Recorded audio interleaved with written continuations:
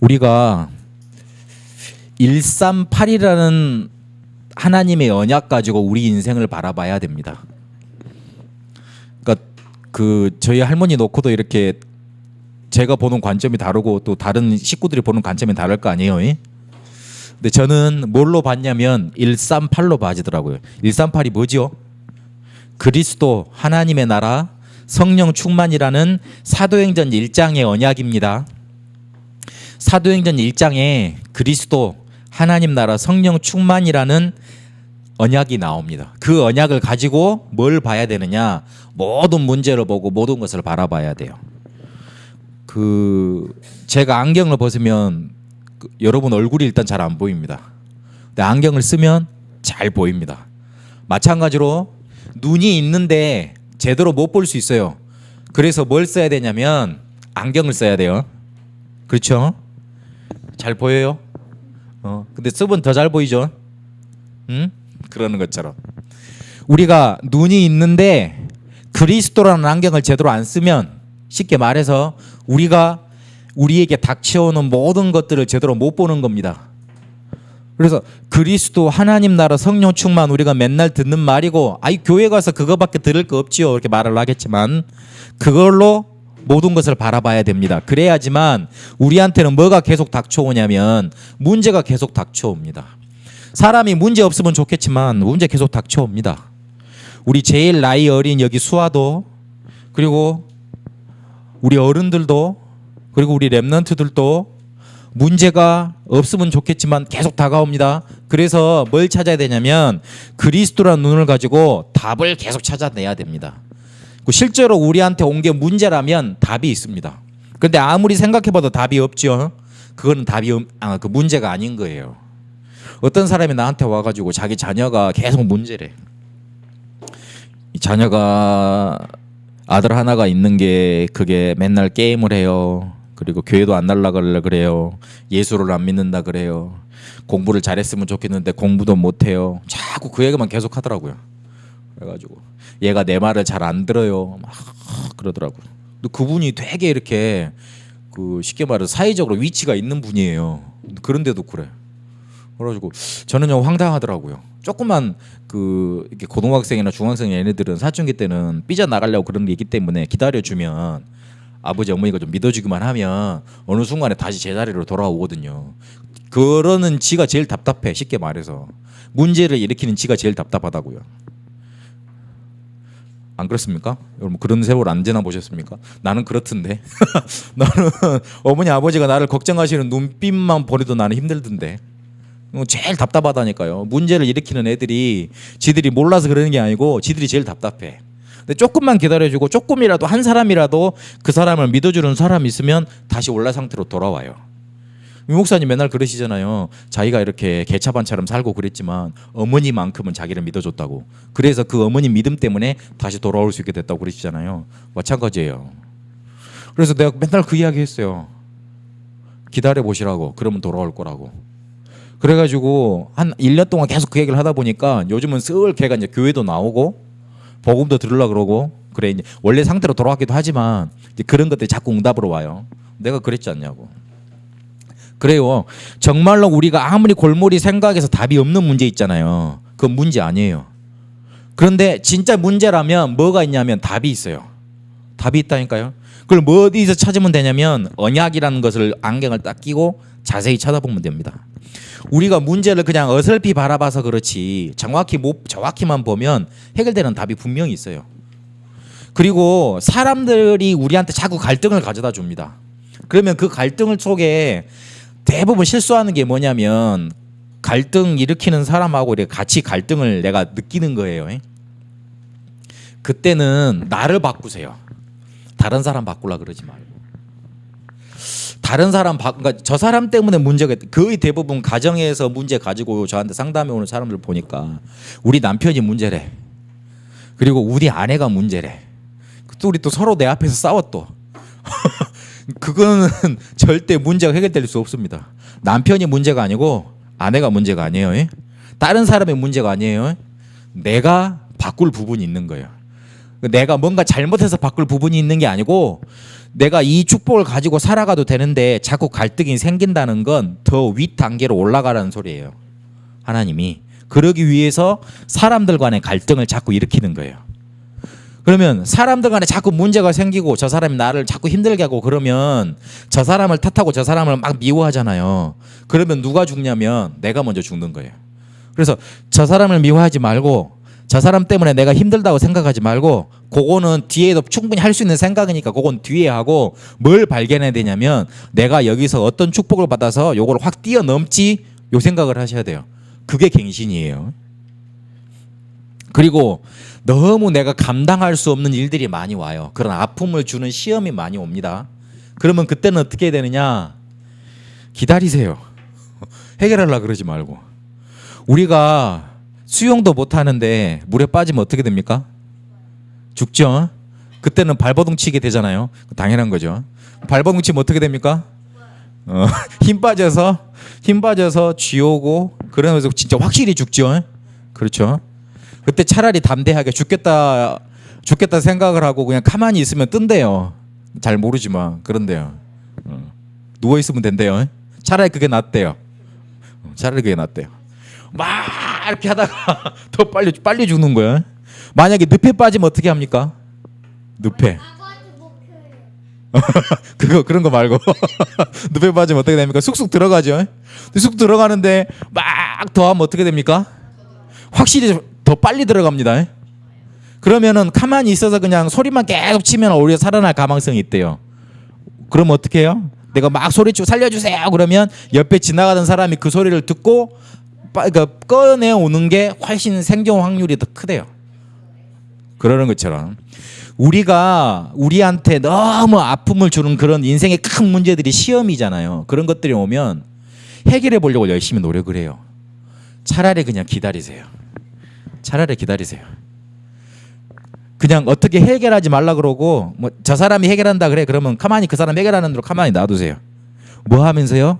그리스도 하나님 나라 성령 충만이라는 안경을 제대로 끼고 그 문제를 바라보면서 그 시험을 바라보면서 그러면 내 속에 하나님의 평화가 임하고 하나님의 축복이 임해서 어느 순간에 보면 그게 사라져 있습니다. 분명히 그렇습니다. 제가 만약에 그 쉽게 말을 해서 개척을 하려고 나와서 열심히 노력을 했으면 여러분을 못 만났을 거예요. 그리고 베트남도 안 가 있을 거예요. 제가 어떻게든 열심히 노력을 해가지고 이렇게 머리를 구리고 옛날처럼 이렇게 막 인본주의를 쓰고 인맥을 썼다면 딴 데 가 있을 거예요. 딴 데 가 있어도 하나님의 계획은 이루어지겠죠. 하나님의 응답은 거기도 있겠죠. 그러나 진짜로 하나님이 나한테 주시고자 했던 응답은 안 오는 거예요. 그래서 우리 문제, 갈등, 시험 이거 우리 힘으로도 충분히 해결해낼 수 있을 거라. 그러나 하나님이 주신 응답으로 완벽하게 근본적으로 해결을 하려면 답을 붙잡고 축복의 단계로 갱신을 하고 그리고 하나님의 응답이 일어날 하나님이 해결해 줄 때까지 기다려야 돼요. 그러기 위해서 그 문제를 시험을 그리고 자꾸 어려움을 그냥 멍하니 쳐다보지 말고 그리스도라는 안경을 제대로 끼고 정확히 바라보세요. 그러면 어느 순간에 보면 이게 다 축복의 발판으로 바뀌어져 있습니다. 요 축복을 제대로 볼 수 있는 사람이 누구냐면 전도자입니다. 이 전도자는 그런데 왜 복을 받습니까?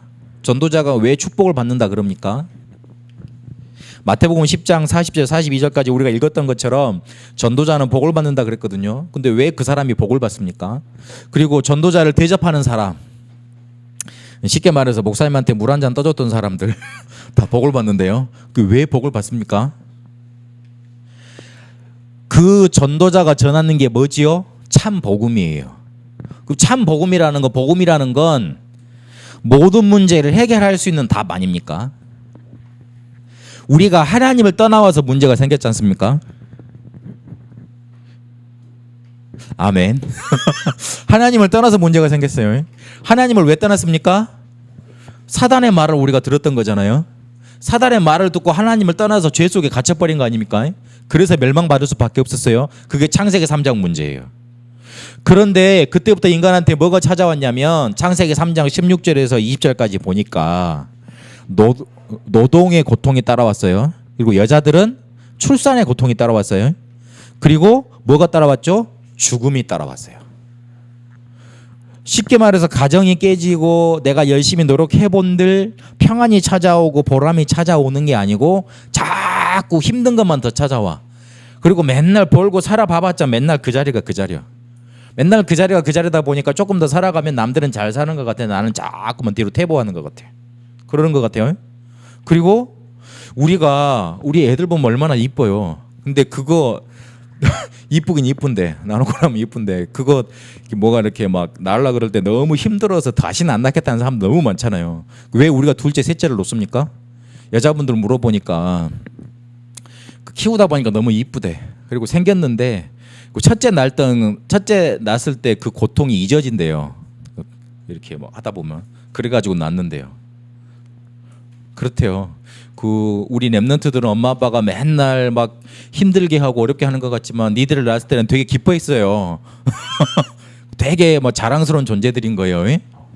아빠가 막 화내는 것 같고 막 신경질 내는 것 같고 그러는 것 같지만 하여튼요. 근데 너무 뭐라 그럴까 축복으로 받아들이고 너무나 내 눈에 넣어도 안 아플 우리 애들을 낳는 그게 어마어마한 저주가 돼버렸어요. 그 축복이. 그리고 영원히 하나님과 함께 사는 영생의 존재로 우리를 만들어 놨는데 죽음이 찾아왔어요. 그래서 하나님을 떠나서 모든 문제가 찾아왔거든요. 그리고 지금 우리가 예배 드리고 있지만 순간순간 하나님을 떠났을 때가 많아요. 그런데 그거 하나님이 아시고 우리한테 뭘 주셨냐? 그리스도라는 분을 보내시기로 작정을 하셨어요. 근데 그 그리스도가 실제로 오셨어. 그게 뭐냐? 복음이에요. 복음은 원래 원어적으로 무슨 뜻이냐면 로마 황제가 어디에 이렇게 쉽게 말해서 이제 군대를 보내서 그 지역을 점령하라고 보냈어. 그런데 그 지역을 군사들이 직접 점령을 했어요. 그래가지고 승전보를 가지고 로마에 다시 그 자기를 보낸 사람들한테 그 군인들이 승전보를 가지고 오는 거예요. 우리가 이제 승리했다. 그게 복음이에요. 뭐가 해결이 됐다. 그게 복음이에요. 근데 우리 문제가 해결된 그 축복의 사실이 우리한테 온 거예요. 뭘로요? 예수님이 그리스도로 오셔서. 그 예수님이 그리스도로 오셨다는 게 복음이에요. 근데 그 복음만 갖고 있으면 우리 문제가 해결되는 거예요. 왜? 하나님을 만나게 되니까. 하나님을 누리게 되니까. 그래서 이것을 전하는 전도는 모든 축복, 모든 하나님의 시간표가 그 속에 들어있는 겁니다. 그리고 전도 제대로 깨달으면 모든 축복이 따라오게 돼 있습니다. 그래서 요거를 전하는 사람이 왜 복을 안 받겠어요? 다른 사람 문제를 해결해 주는 사람이 왜 복을 안 받겠어? 다른 사람한테 힘드는데 물 한 잔만 갖다 줘서 그 사람 갈증만 해결해 줘도 그 사람의 고마움을 느끼고 그 고마움의 에너지가 나한테 오면 내 인생에 그 에너지가 축복 이렇게 쌓여서 응답으로 오거든요. 그런데 이 사람의 문제를 근본적으로 해결해 줘요. 복음 전달해 줘서, 전도해 줘서. 근데 왜 하나님이 복을 안 주시겠어요? 어마어마한 복이 있을 수밖에 없지요. 그래서 전도자가 분명히 복을 받고 전도 중심으로 우리가 살다 보면 분명히 하나님의 축복이 쏟아지기 때문에 결론을 빨리 내야 됩니다. 성경은 끝에 대해서 말씀을 하시는데 마태복음 24장 14절에 보니까 모든 민족에게 이 복음이 전달돼야지만 끝이 온다 그랬어요. 카카오톡에 세상 멸망 온다고 그런 유언비어 떠올리거든. 그것도 목사님들이 어떤 신령한 비밀을 보는 사람들이 말한다고 하거든. 믿지 마세요. 일본 제가 가봤는데 일본에 가면 교회가 많겠습니까? 아니면은 절이 많겠습니까? 절이 많죠. 베트남에 여러분 가보셨죠? 전부 다? 아, 갈 거죠? 안 갈 겁니까? 호치민은 베트남 아닙니까? 절밖에 없죠. 교회 봤어요? 몇 개 없죠. 그렇죠. 그리고 교회가 있어도 나는 세상에 카톨릭 교회가 그렇게 초라한 데는 베트남에서 처음 봤어요. 뭐 판잣집을 지어놓고 그걸 성당이라 그러더라고. 와, 이상하다. 내가 가는 곳마다 카톨릭은 크게 건물을 지어놓고 잘 지어놓는데 여기는 희한하네. 미사 드리고 있는데 그렇게 허름한 데서 그 판자지붕 있잖아요. 그런 데서 하고 있더라고요. 그래가지고 아니다 싶었어요. 남목사님이 잠깐 얘기를 하시는데 일본보다 더 복음화율이 떨어지는 데가 베트남이래요. 그 베트남이 1억 명이잖아요. 그럼 내가 하루에 한 명씩 가서 복음을 전해. 그럼 1년에 365명이죠. 365명 곱하기 몇을 해야지 도대체 1억 명 복음화가 되는 거예요. 한 100년 넘어요.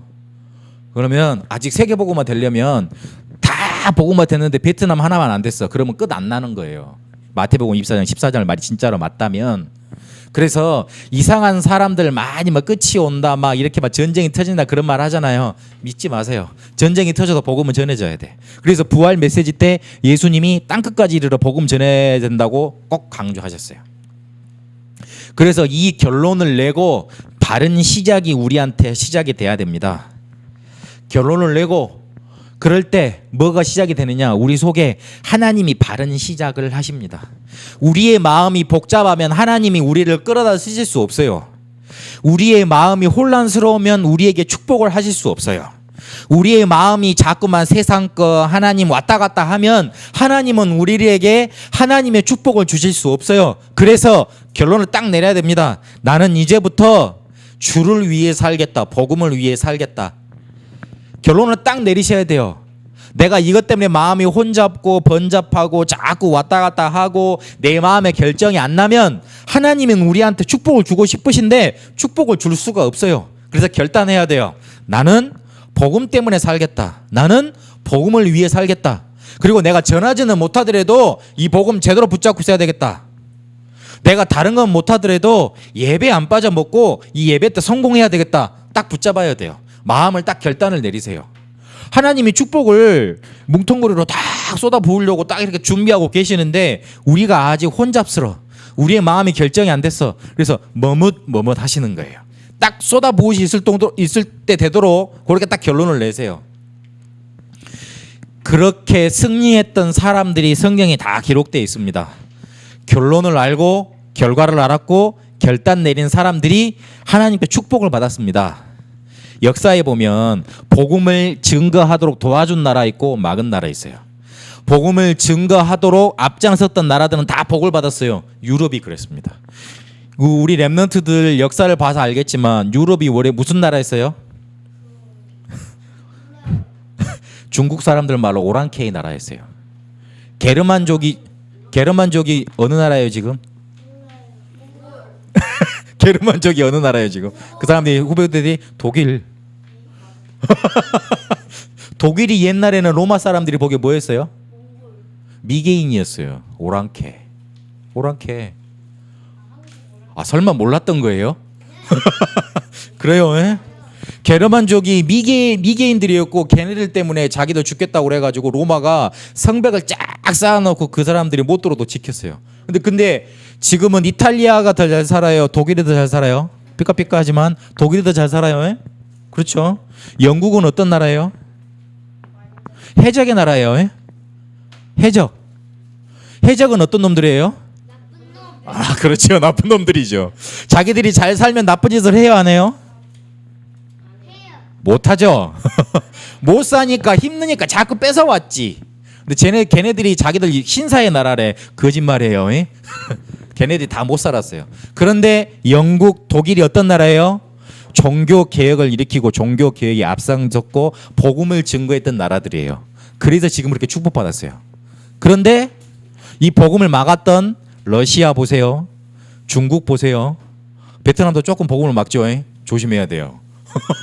베트남에서 기도할 때 그렇게 해야 돼요. 우리 베트남이 저 다른 나라들처럼 복음 막는 나라 되지 않게 하시고 복음 전하는 나라 되게 달라고 기도해야 돼요. 정말 기도하셔야 돼요. 공산주의 했던 나라들이 복음을 막았어요. 걔네들이 50년도 안 돼서 완전히 망해버렸어요. 그리고 러시아가 원래 미국하고 이렇게 경쟁하는 그런 나라였잖아요. 원래 소련. 근데 그게 망해가지고 15개 나라로 해체가 돼버렸어요. 비참하대요. 만약에 자동차를 끌고 나가잖아요. 30분 뒤에면 자동차가 해체가 돼 있대. 좋은 자동차. 다른 나라 뭐 이렇게 뭐 아피아가 타고 다니는 자동차는 못 건드리겠지. 네, 저는 극단적인 걸 말을 하지만 해체가 돼서 뺑비로 떼가고 바퀴도 떼건데 그리고 어떤 때는 그냥 차에 통째로 그냥 훔쳐서 도망간대요. 그래도 아무렇지도 않은 나라가 러시아래요. 완전히 망한 나라예요. 그렇게 돼버렸어요. 마태복음 24장 14절에 보니까 분명히 땅끝까지 복음이 증거되고 난 이후에 복음이 세상 끝이 온답니다. 그래서 우리 속에 일어나는 그런 서론들에 절대 속지 마세요. 그리고 일이 진행되어져 나가는 본론을 자꾸 살아갈 때는 어떻게 되느냐, 우리가 복음 전하는 그거에만 초점 맞추세요. 그래서 제자를 세우는 거에 여러분 모든 생을 담아 놓으세요. 제자 찾는데, 제자 세우는데. 우리 랩런트들은 제자로 살다 가세요. 서론에 속지 마세요. 서론은 뭐예요? 일어나는 일들. 학교 가고 오고 친구들이랑 싸우고 친구들이 뭐 날 안 알아주고 이런 것들, 그런 거 다 서론이에요. 그 서론에 속지 마세요. 누가 나를 알아주네 마네, 나한테 돈이 생기네 마네, 그 다음에 우리 집이 막 잘 사네 못 사네, 그런 거 다 뭐예요? 서론이에요. 서론은 어떤 거예요? 지나가는 거예요. 본론이 중요하고 결론이 중요해요. 그래서 우리가 지금까지 9가지 발판을 계속 공부해 왔는데 그게 다 전도운동으로 결론이 나집니다. 하나님이 우리에게 구원을 주신 목적이 전도입니다. 예수님이 오신 이유도 우리를 살리기 위해서입니다. 성령 충만 주시는 이유도 우리에게 증인되게 하셔서 복음운동 하기 위해서입니다. 하나님이 우리를 하나님의 자녀 삼으신 이유도 세상에 빛을 비추시기 위함입니다. 우리에게 성경을 주신 이유도 그 성경을 보고 구원받기 위함입니다. 우리를 현장에 왜 보내십니까? 현장에 우리가 가서 복음 증거하지 못하면 들을 사람이 없기 때문에 그래요. 하나님이 우리에게 인생을 주셨는데 뭐가 다 살고 갈 것입니까? 복음 전하다 살다가 가는 거예요. 그리고 우리가 정말로 마지막이 있으면 가장 이 시간에 귀중하게 해야 될 일이 뭡니까? 전도예요. 천국이 정말로 있는 게 맞다면 천국 가서 정말로 하나님의 축복을 누리고 살려면 우리가 세상 살면서 뭘 해야 되겠습니까? 전도해야 되는 거예요. 그래서 모든 것을 복음에, 모든 것을 전도에 초점을 맞추고 사세요. 결론을 내시라니까. 결단을 내세요. 아까 말씀드렸던 것처럼 우리의 마음이 번잡스럽고 맨날 왔다 갔다 하고 그러면 하나님이 축복을 주시려고 해도 주실 수가 없어요. 그래서 나는 이제부터 신앙생활 정말 제대로 하겠다, 복음 정말 제대로 붙잡고 살겠다, 딱 그렇게 붙잡으세요. 랩런트들은 특히 어려서부터 예배 잘 드리세요. 그리고 날마다 기도 수첩 잘하세요. 신앙생활을 잘하는 기준이 뭐예요? 착하게 살면 신앙생활 잘하는 거예요? 아니에요. 오, 잘하긴 잘하네. 알긴 잘하네. 기도 수첩 잘해요. 기도 수첩을 잘한다는 말은 무슨 말이에요? 매일 하나님을 생각하고 말씀을 본다는 말이잖아요. 그게 잘하는 거예요. 그리고 그렇게 잘 해지면 와서 예배가 잘 드려지겠어요? 안 드려지겠어요? 잘 드려지지. 아들아. 잘 드려지지. 그렇게 되게 돼 있어요. 그래서 결론, 로마서 16장 20절에 있는 것처럼 사단이 여러분 앞에 무릎 꿇도록 완전히 만들어 버리시라. 아니 목사님, 사단이 눈에 보이지도 않는데 어떻게 무릎을 꿇게 만듭니까? 사단이 눈에, 우리 앞에 무릎을 꿇는 게 눈에 보이면 참 기쁠 건데 그걸 어떻게 볼 수 있습니까? 로마서 16장 20절에 사단이 딱 잘했어요. 그리스도 만환경으로 보면 돼. 어쨌든요, 사단이 딱 무릎 꿇게 만들어 버리세요. 어떻게 무릎 꿇게 만들 것이냐? 사단은요, 사람은요 눈에 보이는 현실만 쳐다보게 만들고 현실이 맞다고만 그럽니다. 그래서 뭐 해야 되느냐? 믿음 가져야 돼요. 현실을 통해서 자꾸만 논리적인 말로 아이 저게 맞아, 네 그렇게 힘드니까 교회 가지 마, 이렇게 하니까 어디 안 가도 돼, 예배 잘 안 해도 돼, 너 숙제가 많으니까 기도 수첩 안 해도 돼, 이렇게 자꾸 꼬신다니까 우리를. 그렇다니까요. 그런 논리적인 말들에, 합리적인 말들에 속지 마세요. 그래서 이거 넘어서도록 딱 믿음을 가지세요. 어떤 믿음요? 예수가 그리스도라는 복음이 우리의 모든 문제 해결이다. 내가 이거를 전하는 전도 속에 나의 모든 것을 하겠다. 그 믿음 가지세요. 나는 할 수 있다, 이 믿음 아니고, 나는 할 수 있다, 내가 뭔가 해보겠다, 그 믿음 말고, 하나님이 나한테 주신 복음이 모든 문제를 해결했다, 나는 그거 붙잡겠다, 나는 그거 믿겠다, 지금 어렵지만, 지금 나한테 문제가 있지만 나는 복음 붙잡고 승리하겠다, 그 믿음을 가지시라고요. 그러면 현실이 넘어서져서 현실로 속이는 사단이 무릎을 꿇습니다. 그리고 사단은요 자꾸 안 되는 부분을 자꾸 보이게 만들어요. 사람이 단점이 많아요, 장점이 많아요? 랩런트들 물어봅시다. 장점이 많습니까, 단점이 많습니까? 단점이 많습니다. 에? 단점이 많아요. 장점이 많은 사람 어떻게 됩니까? 빨리 죽습니다. 옛날 말에 그 팔방미인은 명이 짧다 그랬어요. 그 말 있는가? 살짝 들은 것 같은데 팔방미인은 명이 짧고요 돈 제대로 못 번다 그랬어요. 그러니까 많은 걸 계속 잘하는 사람은 쉽게 말해서 이렇게 빨리 뭔가 이렇게 생을 마치게 되는 거예요. 원래 사람은요 단점이 많아요. 그런데 단점이 많으면 그 단점만 보고 살아야 되겠어요? 아니에요. 내 그릇을 넓혀서 하나님이 나에게 주신 장점을 가지고 밭을 자꾸 넓히세요. 뭔가 할 수 있는 걸 넓히세요. 자꾸 내 그릇을 넓히란 말은 무슨 말이에요? 마음의 크기, 생각의 크기를 넓히라는 거예요. 그거 하려면 어떻게 됩니까? 랩런트들은 책을 많이 보세요. 휴대폰을 많이 쳐다보면 생각이 어떻게 돼요? 커져요? 좁아져요? 휴대폰을 많이 보다 보면 아니에요. 휴대폰을 많이 보다 보면 휴대폰 액정 크기만큼 내 생각이 좁아집니다. 휴대폰 액정이 커본들 몇 인치예요? 6인치. 요즘은 6.1인치 나오고 태블릿은 몇 인치예요? 12인치밖에 안 나오죠. 그렇죠. 아무리 커봤자 그거예요. 핸드폰을 많이 보고 태블릿을 많이 보면 내 생각 크기가 딱 그만큼 굳어집니다. 그래서 랩런트들은 생각을 크기 위해서 그릇을 넓히기 위해서 뭘 많이 봐야 된다고? 책을 많이 보세요. 책을 많이 보면 전 세계 사람들만큼 넓어집니다.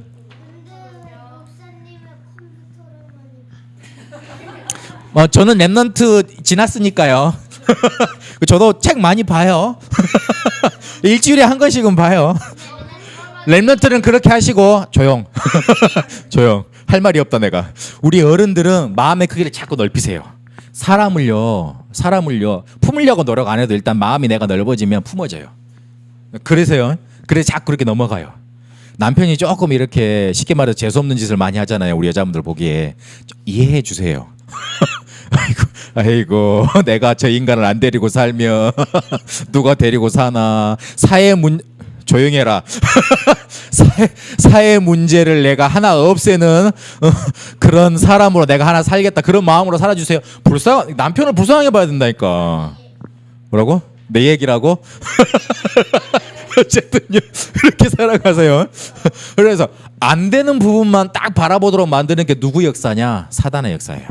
나는 뭐가 안 될까? 우리 교회는 뭐가 안 될까? 우리 현장은 뭐가 안 될까? 누구 역사라고요? 사단의 역사예요. 하나님은 우리한테 그릇을 넓히라 그러고요. 실제로 할 수 있는 밭이 넓어요. 그래서 우리의 마음을 크게 만들고요. 우리 랩런트들은 생각을 크게 만드세요. 그래야지만 넘어서집니다. 그러면 사단이 가고 건드려도 안 되니까 도망가고 무릎 꿇습니다. 아이고 쟤는 안 되겠다. 그리고 마지막으로 자꾸 사단은 눈에 보이는 것 가지고 우리에게 눈에 보이지 않는 영적인 것을 뺏어갑니다. 그거를 우리가 넘어서려면 어떻게 해야 되느냐? 영적인 힘을 얻어야 돼요. 영적인 힘 없는 거 간단해요. 우리가 다이어트 하려면 어떻게 됩니까? 운동을 많이 해야 되죠. 배고프면 되죠. 그래야 돼요. 뭐 도깨비 방망이처럼 뚝딱 했다 그래가지고 살이 한 20kg가 쭉 빠지고 그런 게 없어요. 그런 것처럼 영적인 힘도 마찬가지예요. 없다가 어느 순간에 뚝딱 생기는 게 아니라고요. 그래서 뭘 해야 되느냐? 자꾸 예배 드리고 자꾸 기도 수첩 보고 자꾸 기도하고 말씀 듣고 양육받고 그래야 돼요. 그래야지만 영적인 힘이 어느 순간에 보면 슥 생기는 거예요. 그러면 어느 순간에 보면 눈에 보이는 것만 보이지 않고 영적인 사단의 역사도 보이고 하나님의 계획도 보이고 축복도 보여요. 그래서 넘어서지는 거예요. 여러분에게 사단이 무릎 꿇는 축복이 있게 되시길 바랍니다. 신앙의 발판 10가지를 이렇게 쭉 이렇게 배워왔습니다. 결국 우리 속에 하나님이 믿음으로 결단 내리라는 겁니다. 하나님이 우리한테 이런 든든한 삶의 발판을 우리에게 주셨는데 내가 그거 발판 삼고 살아가겠습니다. 믿음 가지라는 거예요. 여러분에게 하나님이 주시는 상급이 넘쳐나게 되시길 바랍니다. 전도자의 상급이 있게 되시길 바랍니다. 그래서 사단이 무릎 꿇는 일이 여러분 속에 나타나게 되시길 바랍니다. 기도하겠습니다. 살아계신 하나님, 신앙의 10가지 발판을 6개월 동안 이렇게 말씀을 나눠봤습니다. 하나님 우리에게 삼위일체의 축복을 주셨고 우리를 하나님의 자녀 삼으셨고 우리에게 말씀 주셨으며 우리의 현장을 축복하셨고 우리의 인생, 우리의 심판, 우리의 내세 그리고 전도자의 축복까지도 우리에게 허락하셨습니다. 복음 가지고 이 모든 하나님의 말씀 가지고 우리의 인생을 결론 내리게 하여 주옵소서. 그래서 남은 생 그리고 앞으로 나아가야 할 생 전도자로 멋있게 살다 하나님의 축복을 증거하는 증인으로 살다 가게 하여 주옵소서. 사단은 자꾸만 우리를 현실 속에 안 되는 것 속에 보이는 것 속에 묶어두려고 합니다. 이것을 넘어서서 하나님이 주시는 축복으로 나아가게 하여 주옵소서. 살아계신 우리 주 예수 그리스도 이름으로 기도합니다. 아멘.